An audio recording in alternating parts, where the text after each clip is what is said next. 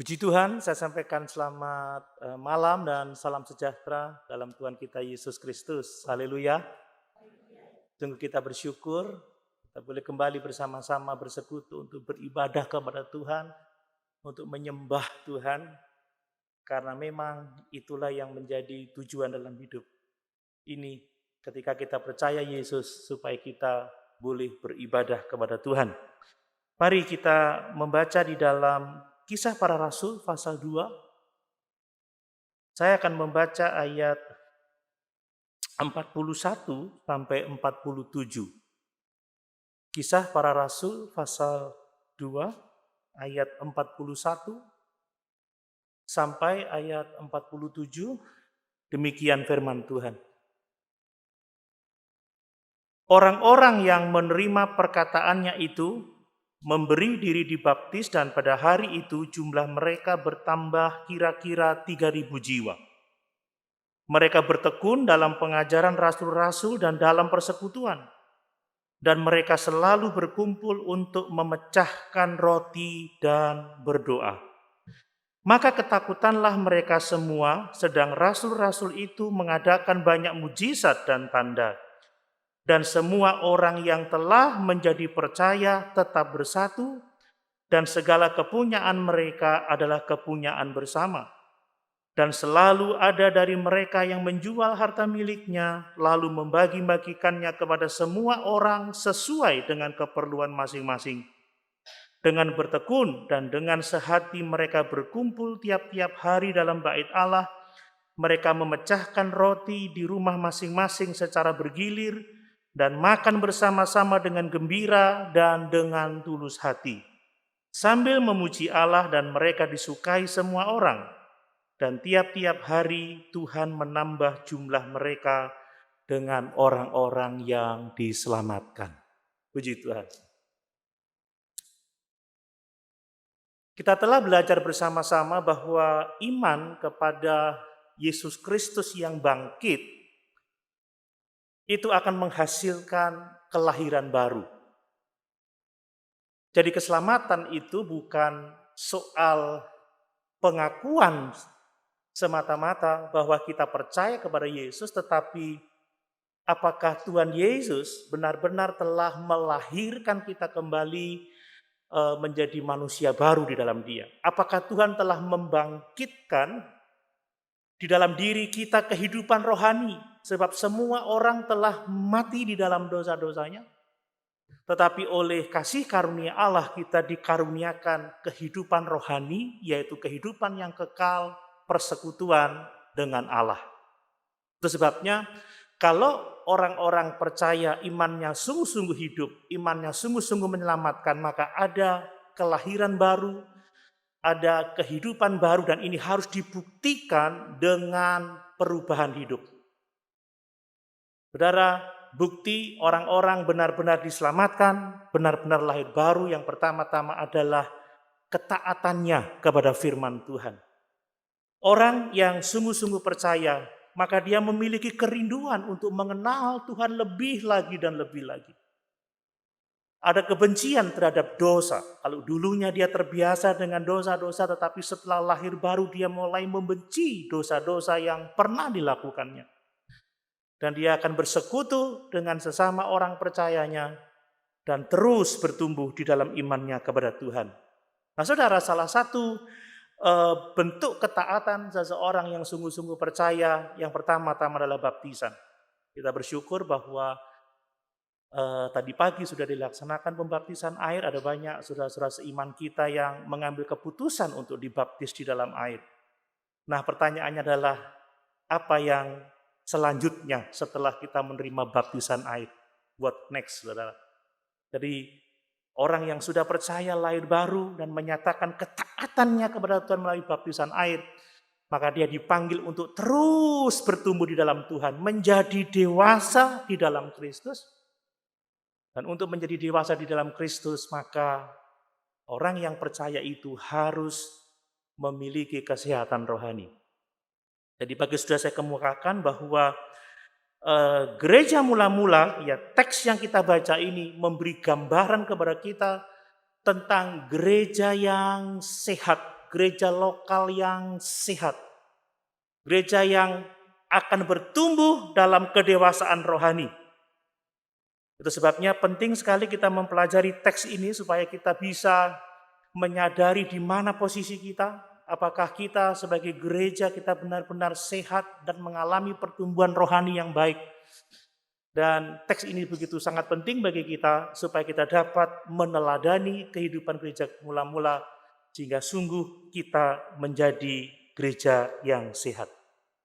Bapak Ibu saudara yang dikasihi oleh Tuhan, gereja yang sehat itu menurut teks ini adalah gereja yang ditandai dengan ketekunan kepada Tuhan. Ketekunan kepada persekutuan orang-orang percaya dan ketekunan di dalam pekerjaan Tuhan. Kata tekun ini artinya devotion ya, pengabdian, membaktikan diri. Jadi gereja yang sehat ya, orang-orang yang percaya, yang lahir baru, yang telah memberi diri dibaptis harus mendevosikan hidupnya, mengabdikan hidupnya, membaktikan hidupnya terus-menerus kepada Tuhan. Harus mendedikasikan hidupnya untuk jemaat Tuhan, untuk gerejanya. Dan gereja yang sehat adalah gereja yang membaktikan hidupnya atau mengabdikan hidupnya untuk melakukan pekerjaan Tuhan di bumi ini. Jadi inilah ciri gereja mula-mula, gereja yang sehat. Memang mereka bukanlah gereja yang sempurna, tetapi mereka sehat sebab Tuhan bekerja dalam kehidupan mereka. Dan 3 ciri utama, mereka mengabdikan dirinya kepada Tuhan, mereka membaktikan dirinya kepada persekutuan orang-orang percaya, kepada jemaat Tuhan, dan mereka mengabdikan dirinya dalam pelayanan pekerjaan Tuhan di bumi ini. Mari kita juga mau menjadi jemaat yang sehat, amin. Mari kita terus bertekun di dalam Tuhan, membaktikan hidup kita kepada Tuhan. Mari kita terus bertekun dalam persekutuan orang-orang percaya, mendedikasikan hidup kita kepada gerejanya, kepada tubuh Kristus, kepada umat Tuhan. Dan mari kita mengabdikan diri kita untuk melakukan pekerjaan Tuhan. Tadi pagi saya telah mengemukakan bagian yang pertama. Jadi mengingat waktu, nanti Bapak Ibu bisa melihat rekaman khotbah tadi pagi, bahwa gereja yang sehat itu ditandai dengan ketekunan kepada Tuhan. Saudara, ketekunan kepada Tuhan itu ditunjukkan dengan kesetiaan atau bertekun di dalam pengajaran firman Allah. Seseorang yang mengabdi kepada Tuhan, dia akan membaktikan dirinya di dalam pengajaran firman Tuhan. Bertekun dalam pengajaran firman Allah. Kita membaca tadi ayat 42, mereka bertekun dalam pengajaran rasul-rasul. Kemudian jemaat yang sehat, jemaat yang bertekun di dalam Tuhan adalah jemaat yang bertekun di dalam ibadah, di dalam menyembah Tuhan. Ada 2 hal penting dalam ibadah, yaitu perjamuan Tuhan, itu salah satu sakramen, ya selain baptisan air. Jadi gereja itu punya 2 sakramen, sakramen pembaptisan air dan perjamuan Tuhan. Dan gereja yang sehat selalu melakukan perjamuan Tuhan untuk apa? Untuk mengingatkan diri mereka akan kasih Tuhan yang besar, yang telah rela mati memikul dosa-dosa manusia.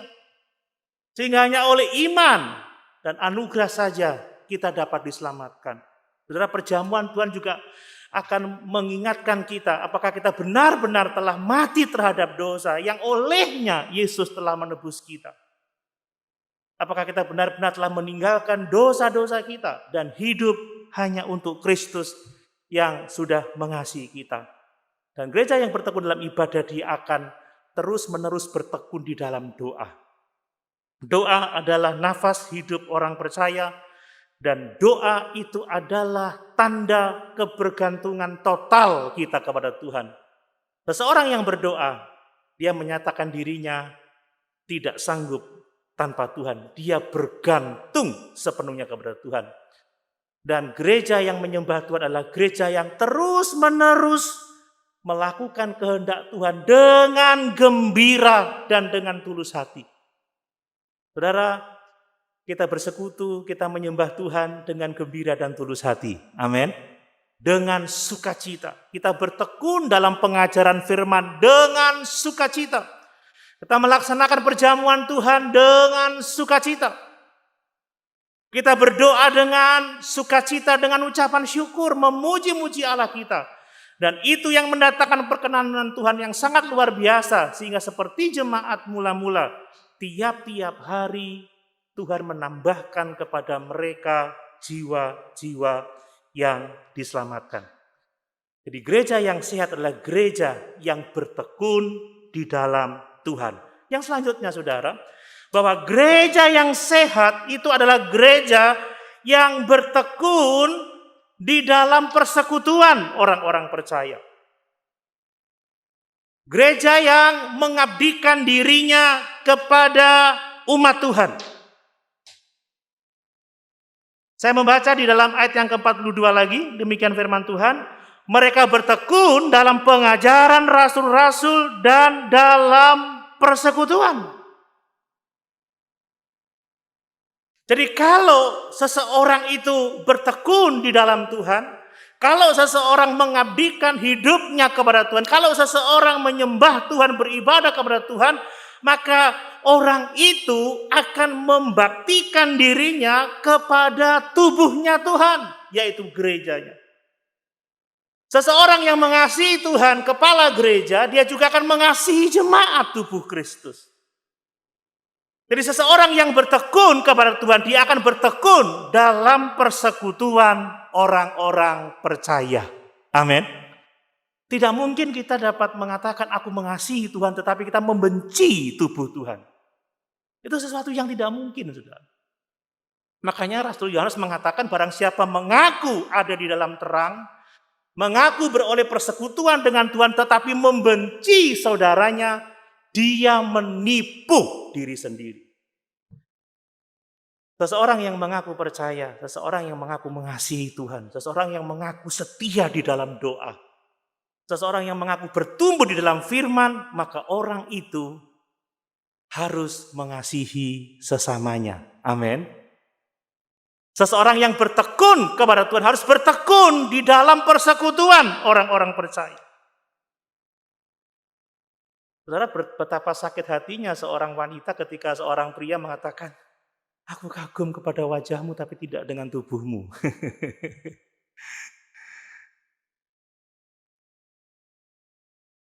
Bagaimana kita bisa mengatakan mengasihi Tuhan tetapi membenci tubuhnya? Maka itu bukanlah kebenaran. Makanya setiap orang yang mengaku percaya Yesus, yang mengaku beroleh persekutuan dengan Yesus, tetapi tidak beroleh persekutuan dengan sesama orang percaya, dia menipu dirinya sendiri. Imannya bukanlah iman yang hidup dan menyelamatkan. Imannya adalah iman yang mati. Bapak Ibu saudara dikasih oleh Tuhan, sekalipun tubuh Kristus itu tidak seindah Kristus, saudara, tetapi kita harus mengasihi tubuh Kristus. Amin. Waduh, kalau kita melihat Yesus mulia, ya penuh dengan kasih, kesabaran, berkat, kita melihat keteladanan yang luar biasa. Tapi pas lihat jemaatnya, aduh, bermacam-macam orang yang penuh dengan kelemahan. Kadang kita dibuat susah hati dengan tubuh Kristus. Tak jarang sesama anggota gereja ada konflik, ada benturan, ya saling menyalahkan. Tetapi sekali lagi, sekalipun tubuh Kristus tidak seindah Kristus, kalau kita mengasihi Kristus, kita harus mengasihi tubuhnya. Kalau kita sungguh-sungguh bertekun di dalam Tuhan, kita harus juga bertekun di dalam persekutuan orang-orang percaya, apapun keadaannya. Ini komitmen orang-orang yang ada di dalam Tuhan. Komitmen orang-orang yang percaya dan mengasihi Tuhan. Dia berkomitmen kepada tubuh Kristus. Dalam Ibrani pasal 10 ayat yang ke-25 dinasihatkan setiap orang percaya jangan membiasakan diri atau jangan menjauhkan diri dari persekutuan-persekutuan ibadah orang-orang percaya.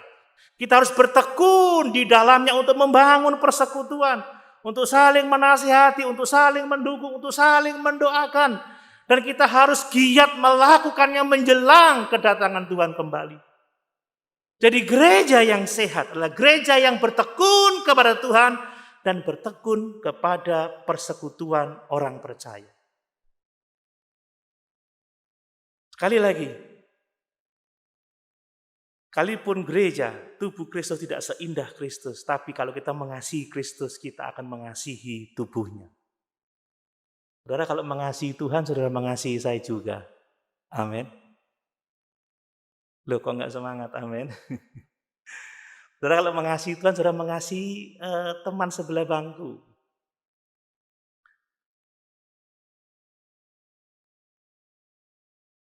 Karena dia adalah tubuh Kristus. Kita sesama anggota tubuh Kristus. Saudara mengasihi Tuhan, saudara mengasihi semua orang percaya. Karena inilah kebenaran firman Allah. Nah, apa artinya bertekun dalam persekutuan? Persekutuan itu diterjemahkan dari kata Yunani koinonia yang berarti berbagi, saudara, sharing. Jadi bersekutu itu dari kata koinonia yang berarti berbagi, sharing. Coba saya baca ayat yang ke-44, saudara, dari Kisah Rasul pasal yang kedua. Dan semua orang yang telah menjadi percaya tetap bersatu, dan segala kepunyaan mereka adalah kepunyaan bersama. Ini yang dinamakan koinonia. Jadi dalam kebersamaan itu ada sharing, saudara. Segala kepunyaan mereka adalah kepunyaan bersama. Ayat yang ke-46 perhatikan. Dengan bertekun dan dengan sehati mereka berkumpul tiap-tiap hari dalam bait Allah. Mereka memecahkan roti di rumah masing-masing secara bergilir dan makan bersama-sama dengan gembira dan dengan tulus hati. Jadi mereka berbagi apa yang ada pada mereka. Mereka berbagi apa yang ada di dalam pikiran mereka. Dan mereka menjadi sehati satu dengan yang lain. Dan tidak hanya itu, mereka berbagi makanan, saudara ya. Mereka berbagi makanan. Mereka memecahkan roti di rumah masing-masing. Jadi koinonia, ya, persekutuan orang percaya adalah persekutuan di mana orang-orang percaya dapat saling berbagi.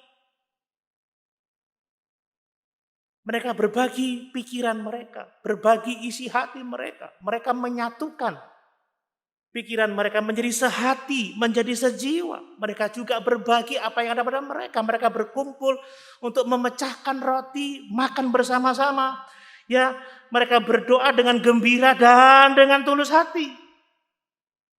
Jadi koinonia adalah komitmen yang harus dibangun oleh setiap orang percaya. Semua orang yang sudah lahir baru harus bertekun tidak hanya kepada Tuhan, tetapi juga kepada tubuhnya. Kita berkumpul untuk bisa saling berbagi, menyatukan hati, menyatukan pikiran. Kita berbagi apa yang ada pada kita. Itu bisa makanan, bisa apa saja yang menjadi kebutuhan orang-orang percaya. Memang tidak ada ketentuan yang mengatur tentang bagaimana kita berbagi, saudara, tetapi kita harus tahu bahwa konteks kehidupan gereja mula-mula itu tidak sama dengan kita memang. Mereka adalah orang-orang percaya yang berasal dari berbagai macam tempat yang berkumpul pada hari Pentakosta. Dan setelah mereka mendengar khotbah Petrus, mereka beroleh iman dan dibaptiskan. Maka mereka untuk sementara waktu berkumpul karena mereka harus bertumbuh di dalam kebenaran firman Tuhan. Mereka bertekun di dalam doa dan untuk menyokong kehidupan orang-orang yang datang dari berbagai macam tempat. Maka mereka berbagi, saudara. Mereka bersekutu, mereka ada koinonia. Sehingga kebutuhan mereka tercukupi sampai mereka dapat kembali ke tempat tinggal mereka masing-masing. Jadi sekali lagi gereja yang sehat adalah gereja yang bertekun di dalam Tuhan. Gereja yang bertekun di dalam persekutuan orang-orang percaya. Nah, untuk kita memiliki persekutuan dengan orang-orang percaya, maka kita harus benar-benar diselamatkan, saudara. Ini adalah satu hal yang harus kita ketahui. Kita tidak bisa menjadi anggota tubuh Kristus kalau kita tidak benar-benar diselamatkan. Ayat 47 perhatikan. Sambil memuji Allah dan mereka disukai semua orang, dan tiap-tiap hari Tuhan menambah jumlah mereka dengan orang yang diselamatkan. Mungkin ada orang-orang yang belum diselamatkan tetapi bergabung dengan persekutuan orang-orang percaya, itu bisa terjadi. Tetapi orang yang belum benar-benar diselamatkan, mereka tidak akan benar-benar menjadi bagian dari tubuh Kristus. Makanya kalau kita belajar tentang gereja, saudara, gereja itu ada dua, ada gereja lokal dan gereja universal. Gereja lokal adalah kumpulan orang-orang percaya di satu tempat tertentu seperti kita sekarang ini disebut gereja lokal. Ya, kita orang-orang percaya yang berkumpul di sebuah daerah tertentu dan kita bersekutu di GPDI Eklesia ini. Kemudian adalah gereja universal, itu adalah kumpulan semua orang-orang percaya di seluruh muka bumi ini. Jadi tidak terikat oleh tempat dan waktu, tetapi mereka adalah orang-orang percaya di seluruh dunia yang diikat oleh Roh Kudus. Ada yang membedakan antara gereja lokal dan gereja universal. Gereja universal menekankan kesempurnaan, saudara. Hanya orang-orang yang lahir baru yang menjadi anggota gereja universal. Kalau gereja lokal, siapa saja bisa menjadi anggota gereja lokal. Bisa bergabung dengan kita orang-orang yang belum sungguh-sungguh percaya, belum sungguh-sungguh terima Yesus.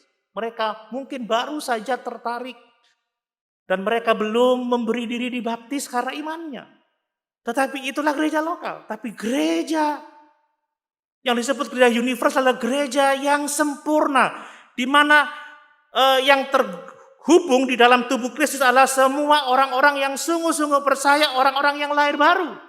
Saudara, jadi setiap anggota gereja lokal itu belum tentu bagian dari gereja universal. Makanya bukan setiap orang yang berseru kepada Tuhan yang masuk dalam kerajaan sorga. Tetapi mereka yang melakukan kehendak Bapakku yang di surga. Tetapi semua orang yang telah lahir baru, dia pasti menjadi anggota dari gereja lokal. Amin, saudara. Amin.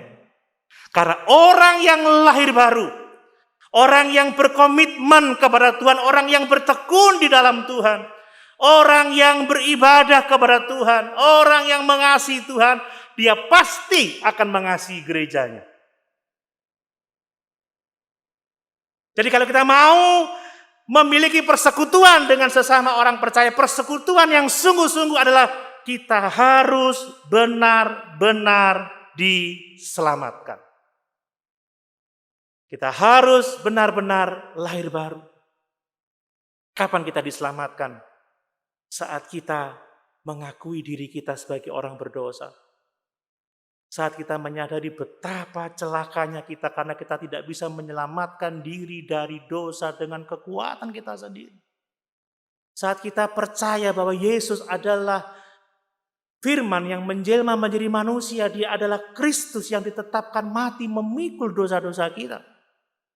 Dan tatkala kita datang kepadanya untuk pengampunan dosa dan menerima dia sebagai Tuhan dan Juru Selamat kita secara pribadi, saat itulah kita lahir baru dan saat itulah kita dibaptiskan ke dalam tubuh Kristus. Tidak semua orang yang mengaku percaya adalah bagian dari gereja universal. Kalau imannya bukan iman yang menyelamatkan, sebab untuk menjadi bagian dari anggota gereja universal, persekutuan tubuh Kristus adalah harus benar-benar dilahirkan kembali. Nah kemudian saudara, untuk kita memiliki persekutuan dengan orang-orang percaya, Ya kita harus mau bersekutu, kita harus mau membangun kebersamaan dengan orang-orang percaya yang lain. Kita tidak akan benar-benar memiliki persekutuan dengan orang-orang percaya yang lain kalau kita tidak mau berkumpul bersama-sama seperti kita saat ini. Saudara, ini satu hal yang dikehendaki oleh Tuhan. Sekali lagi ada banyak orang yang mengatakan, yang penting aku percaya, yang penting aku diselamatkan. Maka aku tidak harus setia pada kebaktian-kebaktian, setia pada persekutuan-persekutuan. Saudara, itu salah besar. Karena seseorang yang mengasihi Tuhan akan mengasihi tubuhnya. Seseorang yang mendedikasikan hidupnya kepada Tuhan akan mengabdikan dirinya kepada persekutuan orang-orang percaya. Jadi untuk kita beroleh persekutuan dengan orang-orang percaya, kita harus benar-benar percaya, terima Yesus, lahir baru, dan kita harus suka bersekutu dengan orang-orang percaya lainnya. Amin. Saudara, sungguh luar biasa gereja mula-mula ya. Ini bukan gereja yang kecil saudara, karena gereja ini dimulai dengan 3.120 orang jemaat. Wow, itu gereja yang sangat besar. 3.120 orang jemaat. Bagaimana mereka bisa mengenal satu sama yang lain? Mungkin itu butuh waktu yang sangat lama. Kita yang tidak terlalu banyak aja, mungkin tidak semuanya kita akrab ya, kita tahu, kita saling menyapa. Tapi mungkin kita tidak benar-benar akrab satu dengan yang lain. Saudara, saya mau mengatakan bahwa kalau kita tidak mendapatkan persekutuan dengan orang-orang percaya lain, kalau kita tidak bisa saling mengenal, menikmati persekutuan, saling mengenal, saling mengasihi, maka kita tidak akan menikmati berkat-berkat yang Tuhan sediakan dalam persekutuan orang percaya. Makanya, mari kita mau saling mengenal satu dengan yang lain. Amin. Memberi waktu untuk saling menyapa. Ada keinginan untuk saling mengenal, membangun hubungan yang baik, karena kita adalah sesama orang percaya.